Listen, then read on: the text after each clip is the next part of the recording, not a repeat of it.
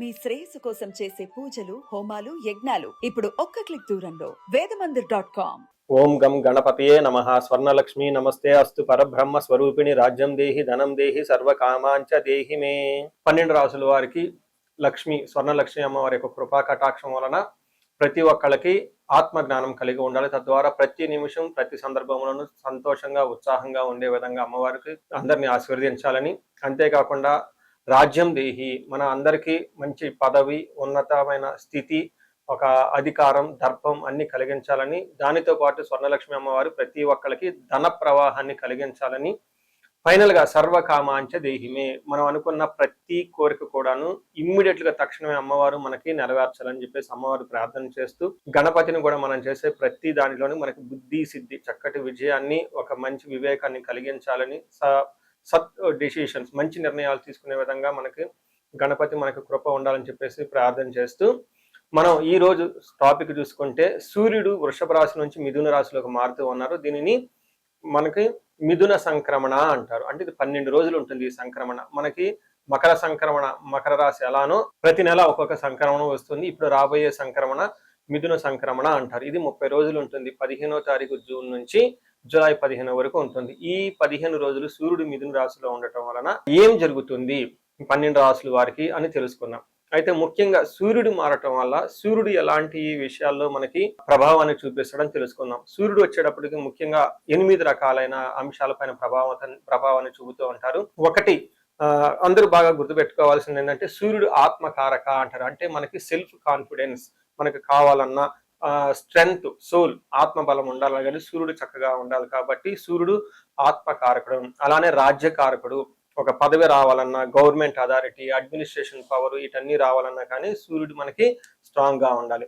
అలానే పితృకారకుడు, father related elders, mentors, boss, వీళ్ళందరినీ కూడా మనకి సూర్యుడే రిప్రజెంటేషన్ చేస్తూ ఉంటారు. యశస్సు, కీర్తి ప్రతిష్టలు, గుర్తింపు, కొంతమందికి గుర్తింపు ఉంటుంది ఏ పని చేసినా, కొంతమందికి ఏ పని చేసినా గుర్తింపు అనేది ఉండదు. ఈ గుర్తింపు లేకపోవడం కూడా కారణం కూడా సూర్యుడు వాళ్ళ జాతకంలో సరిగ్గా లేకపోవడం అని గమనించుకోవాలి. పదవి, అధికారం అంటే మీకు ఒక స్టేటస్, అంటే ఒక లేబుల్, మేనేజర్ నుంచి హైయర్ మేనేజర్, వైస్ ప్రెసిడెంట్, ఇలా ఒక్కొక్క లెవెల్ బై లెవెల్ ఎదుగుతూ ఉంటారు. అలాంటి పదవి, పొజిషన్ మీకు రావడానికి కూడా కారణం సూర్యుడు అని తెలుసుకోవాలి. అంతేకాకుండా అధికారం, పవర్, లీడర్షిప్, కమాండింగ్ పవర్, మీరు ఒక పని చెప్తే ఎదుటి వాళ్ళు చేయగల సామర్థ్యం అంతా కూడాను సూర్యుడు మెట్టే మీ జాతకంలో డిసైడ్ అవుతూ ఉంటుంది. తేజస్సు, ఆరోగ్యం, మంచి గ్లోరీ ఉంటుంది, మీకు ఎనర్జీ ఉండాలి, బ్రిలియన్స్, చాలా చక్కగా మీ ఫేస్ అంతా ఎప్పుడు కలగా ఉత్సాహంగా ఉండాలి, దానికి కూడా కారకుడు సూర్యుడు. ముఖ్యంగా లాస్ట్ లో ఆరోగ్య ప్రదాత, సూర్యుడిని ఆరోగ్యం ఇచ్చే వాళ్ళు అంటారు. ఎవరి జాతకంలో అయితే సూర్యుడు సరిగా ఉండరో వాళ్ళకి అనారోగ్యంతో బాధపడుతూ ఉంటారు. ఎవరికైతే సూర్యుడు చాలా జాగ్రత్తగా ఉచ్చ స్థానంలో ఉంటారో చక్కగా వాళ్ళకి హెల్తీగా ఉంటారు, ఫిజికల్ గా చాలా స్ట్రాంగ్ గా ఉంటారు, ఒక పవర్ వాళ్ళలా ఉంటుంది అని తెలుసుకోవాలి. ఇలా 8 రకాలైన ముఖ్యమైన కారకాలు ప్రతి ఒక్కళ్ళ జీవితంలో సూర్యుడు అనేది ప్రభావాన్ని చూపిస్తూ ఉంటారు. అయితే ఈ సూర్యుడు మిథున రాశిలో ఉండటం వల్ల ఇందాక వరకు మనం చెప్పుకున్న విషయాల్లో కొందరికి అనుకూలంగా ఉంటుంది, కొందరికి ప్రతికూలంగా ఉంటుంది. ఏ రాశులు వాళ్ళకి అనుకూలంగా ఉంటుంది, ఏ రాశులు వాళ్ళకి ప్రతికూలంగా ఉంటుందో మనం చూద్దాం. మీనరాశి గమనించుకుంటే ఒక చాలా హ్యాపీ న్యూస్ అని మనం చెప్పుకోవాలి. ఈ సూర్య సంక్రమణ చూసుకుంటే మిథున రాశిలోకి వెళ్ళటం తోటి మీకు 4వ స్థానంలో సూర్యుడు ఉండటం జరుగుతూ ఉంటుంది. ఈ 4వ స్థానంలో సూర్యుడు ఉండటం వల్ల మిక్స్డ్ రిజల్ట్ అని గమనించుకోవాలి. అంటే ఒక యాంగిల్లో కొంచెం ఇబ్బందులు ఉన్నా కానీ మిగతా విషయాలు చాలా బాగుంటుంది. ఎక్కడెక్కడ అనుకూలంగా ఉందో, ఎక్కడెక్కడ ప్రతికూలంగా ఉందో తెలిసే ప్రయత్నం చేద్దాం. బట్ ఓవరాల్ గా బాగుంటుందని గమనించుకోవాలి. ఇందులో మనకి సంస్కృతంలో మహర్షులు ఏం చెప్తారంటే అంతఃక్లేశ గృహఛిద్రం సౌఖ్యం హాని మభోజనం ప్రయాణే విఘ్నమాప్నోతి చతుర్దశే రవి సంయుతే అని చెప్తారు. అంటే 4వ స్థానంలో ఉండటం వల్ల అంతఃక్లేశ అంటే మానసికంగా కొంచెం విచారకరంగా ఉండే అవకాశం ఎక్కువగా ఉంటుంది. రెండోది గృహఛిద్రం, ఇంటికి సంబంధించిన వ్యవహారంలో సరైన సుఖం లేకుండా ఇబ్బంది పడిపోతూ ఉంటారు. తల్లికి అనారోగ్యంగా ఉండటం, ఇంటికి సంబంధించిన వ్యవహారాలలో ఏసీ కానివ్వండి, కార్లు కానివ్వండి, బంగ్లాలు కానివ్వండి, లగ్జరీగా కంఫర్టబుల్ గా ఉండే విషయాల్లో మీకు అనుకోకుండా ఇబ్బందులు వచ్చే అవకాశం ఎక్కువ ఉంటుందని గమనించాలి. వీటితోనే కాకుండా సౌఖ్యం హాని మభోజనం, టయానికి భోజనం చేయకుండా ఇబ్బంది పడుతూ ఉంటారని గమనించుకోవాలి. అయితే ప్రయాణాలు చేస్తే ప్రయాణాల్లో ఆటంకాలు ఉంటాయి, సరైన రిజల్ట్ అయితే ఉండదు. ఏ ఉద్దేశంతో అయితే మీరు ప్రయాణాలు చేస్తూ ఉంటారో ఆ యొక్క ప్రయాణాలు ఆ ఉద్దేశం నెరవేరకపోదు. రెండోది ఆటంకాలు కలిగే అవకాశం ఎక్కువగా ఉంటుంది.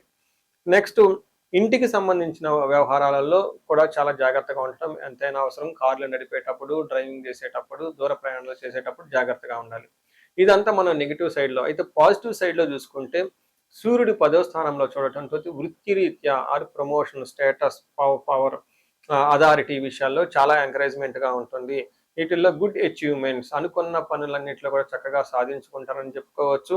డిజైర్ ప్రమోషన్, జాబులో అనుకున్న విధంగా ప్రమోషన్స్ వచ్చే అవకాశం ఎక్కువగా ఉంటుంది. అనుకున్న పొజిషన్‌లు అయితే ఖచ్చితంగా ఉంటుంది. ఎన్ఆర్ఐలు అయితే ఎవరైతే ఉంటారో ఇంటికి సంబంధించిన వ్యవహారాలలో, లేదంటే వాళ్ళు అక్కడ ఉంటారు కాబట్టి వాళ్ళ నేటివ్ ప్లేస్‌లో అనుకూలంతగా ప్రతికూలంగా ఉండే అవకాశం ఎక్కువగా ఉంటుంది. వాళ్ళు వృత్తిరీత్యా అక్కడ ఉంటారు కాబట్టి వాళ్ళు చేసే జాబుల్లో చాలా అనుకూలంగా ఉంటుంది. ఎవరైతే ఈ హెచ్-1బీ వీసాలకు కానివ్వండి, లేదంటే గ్రీన్ కార్డ్‌కి సంబంధించి లాంగ్ టర్మ్ సెటిల్మెంట్ చేసుకోవాలని ఎవరైతే అనుకుంటారో వాళ్ళకైతే అనుకూలంగా ఉంటుంది. సో చూసారు కదండి, మీరు ఏ ప్రకారంగా చూసుకున్నా కానీ ఈ రాశి వాళ్ళకి ఇంటికి సంబంధించిన వ్యవహారాలలో, అంతర్గత వ్యవహారాలలో కొంచెం ఆటంకాలు, చిరాకులు, పరాకులు ఉన్నా కానీ ప్రొఫెషనల్ మ్యాటర్స్‌లో చాలా చక్కగా దూసుకొని వెళ్ళిపోతారని మీరు గమనించుకోవచ్చు. ఈ రాశి వాళ్ళు మీనరాశి వాళ్ళు ఏలినాటి శని ప్రభావంతో చాలా ఎక్కువగా ఇబ్బంది పడుతున్నారు కాబట్టి ఇండివిడ్యువల్‌గా మీరు ఒకసారి జాతకం చూపించుకోవటం చాలా ముఖ్యం అని చెప్పేసి నేను భావిస్తున్నాను. మనం పరిహారాలు చూసుకుంటే సూర్యుడికి కొన్ని పరిహారాలు మీరు చేసుకునే పరిహారాలు కొన్ని ఉంటాయి. కొన్ని వచ్చేటప్పటికి బ్రాహ్మణ పండితులతో చేపించుకోవడం చాలా ముఖ్యం. కొన్ని క్షేత్ర దర్శనాలు కూడా చేసుకోవడం చాలా చాలా ఇంపార్టెంట్. ముందు ముఖ్యంగా మీ వంత సెల్ఫ్ రెమెడీస్ అంటారు. మీరంతా స్వయంగా చేసుకునే పరిహారాలు కొన్ని ఉంటాయి. అందులో ముఖ్యంగా చూసుకుంటే సూర్య నమస్కారాలు చేయడం చాలా ఇంపార్టెంట్. సూర్య అష్టకం చదవటము లేదా ఆదిత్య హృదయ స్తోత్రం చదవటం కూడా చాలా ఇంపార్టెంట్. ఎప్పుడైతే ఆదిత్య ఉదయ స్తోత్రము, హనుమాన్ కార్యసిద్ధి మంత్ర రెండు కలిపి కనుక చదువుగలిగితే ఇంకా చాలా మంచి రిజల్ట్ ఉంటుంది. సో ఇక్కడ ఆదిత్య హృదయ స్తోత్రంతో పాటు హనుమాన్ చాలీసా కానీ, హనుమాన్ కార్యసిద్ధి మంత్రం కానీ చదువుకుంటే ఇంకా చక్కటి మంచి రిజల్ట్ వస్తుంది.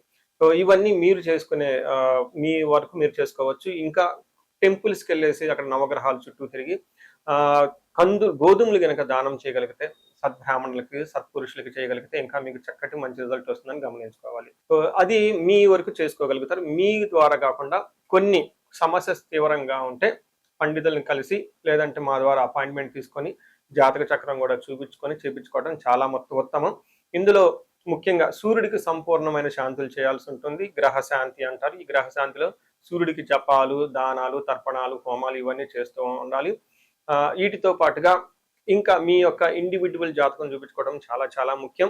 ఎవరికైతే మీ యొక్క ఇండివిడ్యువల్ లైఫ్లో మీకు ఏజ్ 35 to 45 మధ్యలో ఉండి 40 years +or- ఉన్న వాళ్ళకి ఎక్కడైనా మీకు లైఫ్ స్టాగ్నేటెడ్ కనిపించింది, అప్పటిదాకా సక్సెస్ఫుల్ ట్రాక్ రికార్డు ఉండి ఇక్కడ ఎందుకో ఆగిపోయారు, గ్రోత్ లేదని మీకు అనిపిస్తే ఒక్కసారి కాల్ చేసి అపాయింట్మెంట్ తీసుకోండి. మీ జాతకం చెక్ చేసుకోండి. నేను 35 to 45 ఏజ్ గ్రూప్ రీసెర్చ్ గ్రూప్గా చేస్తూ ఉన్నాను. చాలా మంది పీపుల్ మిడ్ లైఫ్ క్రైసిస్ అని చెప్పేసి ఇక్కడ ఆగిపోతూ ఉంటారు. చాలా మందికి డైవర్స్ అవుతూ ఉంటుంది. సడన్ గా కెరీర్లో బ్రేక్ వస్తూ ఉంటుంది. సో ఈ మిడ్ లైఫ్ క్రైసిస్ ని మన ఆస్ట్రాలజీ, వేదిక్ ఆస్ట్రాలజీ ఎలా డీల్ చేస్తుంది, దాంట్లో ఏమేమి ఉంటాయి అని చెప్పి తెలుసుకోవచ్చు. ముఖ్యంగా జ్యోతిష శాస్త్రం ప్రకారం గ్రహ శాంతులు అని ఉంటాయి, గ్రహ దోషాలు అని ఉంటుంది. మీ యొక్క దశలు తెలుసుకొని వీటిల్లో ఏదైనా ఒక గ్రహం దోషం ఉండటం అయితే మీరు స్టాగ్నెంటెడ్ అయిపోతారు. దాన్ని ఎలా బయటకు రావాలని పరిహారాలు తెలుసుకోవాలి. వీటితో పాటుగా మీకు ఏమైనా శాపాలు ఉంటే, పితృశాపం, కాలసర్ప దోషము, ఇలా మాతృశాపం, స్త్రీ శాపం, ఏమైనా యాక్టివ్గా శాపాలు ఉన్నాయా, ఈ శాపాలు ఉండటం వల్ల కూడాను మీరు లైఫ్లో గ్రోత్ లేకుండా ఆగిపోయే అవకాశం ఉంటుంది. సో ఎవరికైనా సరే ఎలాంటి ప్రాబ్లం ఉన్నా, ధనానికి ఇబ్బంది పడిపోతూ ఉంటే స్వర్ణలక్ష్మి విశేష హోమం చేయించుకోండి. మీకు వీసా స్టాంపింగ్, హెచ్-1బి, లైక్ ఎక్కడన్నా ఉద్యోగంలో ఎక్కడన్నా బ్రేక్లు వచ్చి ఆగిపోతూ ఉన్నా, లేదంటే ఫైనల్ రౌండ్ దాకా వచ్చి మధ్యలో ఎక్కడన్నా ఆగిపోయినా కానీ మీకు ఇలాంటి వాళ్ళకు కూడాను మన్యు పాశుపత అభిషేకము, రుద్రాభిషేకం చేయించుకోవడం చాలా చాలా ఇంపార్టెంట్. భార్యాభర్తల మధ్య గొడవలకు అన్యోన్య దాంపత్య పాశుపతం చేయించుకోవటం. ఎవరికైనా సర్పాలు, కాలసర్ప దోషాలు, మహాకాలసర్ప దోషాలు అంటే కాలసర్ప దోష నివారణ పూజలు, పితృదోష నివారణ పూజలు మీ యొక్క జాతకం చూసుకొని ఇవన్నీ చేసుకోవటం వల్ల జీవితంలో 10 రెట్లు ఖచ్చితంగా వెళ్ళే అవకాశం ఎక్కువగా ఉంటుందని గమనించుకోవాలి. మీ అందరికీ అష్టైశ్వర్యాలు కలగాలని, భోగభాగ్యాలు కలగాలని చెప్పేసి కోరుకుంటున్నాను. నమస్తే.